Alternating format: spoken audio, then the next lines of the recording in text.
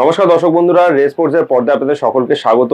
এই মুহূর্তে আমরা রয়েছি যুব ভারতী ক্রীড়াঙ্গনে এবং এখানে কিন্তু ট্রেনিং গ্রাউন্ড ওয়ানেই আজকে ইস্টবেঙ্গল কিন্তু নিজেদের অনুশীলন সারছে এবং অনুশীলন আজকে আমাদের প্রথম 15 মিনিট মিডিয়ার জন্য বরাদ্দ ছিল এবং সেই অনুশীলনে আমরা যেটা দেখতে পেলাম যে দল কিন্তু বেশ খোশ মেজাজে রয়েছে। আপনারা জানেন যে এই মরশুমের আইএসএল এ কিন্তু ইস্টবেঙ্গল প্রথমবারের জন্য জয়ের হ্যাট্রিক করেছে, পরপর 3টে ম্যাচ তারা জিতেছে এবং পরবর্তী ম্যাচ তারা আগামীকাল বেঙ্গালুরু এফসির বিরুদ্ধে মরশুমের শেষ আইএসএল এর হোম ম্যাচটা খেলতে নামবে এই যুব ভারতী ক্রীড়াঙ্গনে।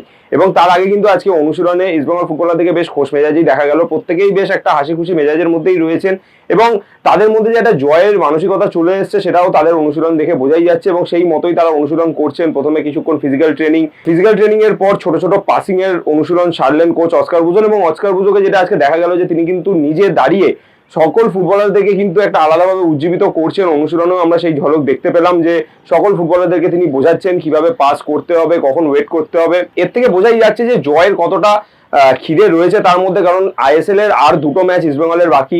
ঘরের মাঠে ম্যাচের পর তারা কিন্তু নর্থ ইস্টের বিরুদ্ধে অ্যাওয়ে ম্যাচ খেলবে এবং এই দুটো ম্যাচ যদি ইস্টবেঙ্গল জিততে পারে টপ 6 এর আশাটা কিন্তু জিয়ে থাকবে। এবং শুধুমাত্র আইএসএল নয়, পরবর্তীতে কিন্তু এফসির ম্যাচও রয়েছে এবং সেইগুলোকে মাথায় রেখেই কিন্তু ইস্টবেঙ্গল জোর কদমে অনুশীলন চালাচ্ছে। আগামীকাল ঘরের মাঠে ম্যাচ বেঙ্গালুরুর বিরুদ্ধে এবং সেই ম্যাচটাকে কিন্তু জিতে টপ 6 এর রেসে কিন্তু এখনো ইস্টবেঙ্গল টিকে থাকার আশায় কিন্তু ইস্টবেঙ্গল অনুশীলন করছে। চলুন দেখে নেওয়া যাক আজকে অনুশীলনের প্রথম 15 মিনিটে ইস্টবেঙ্গলের কিছু মুহূর্ত।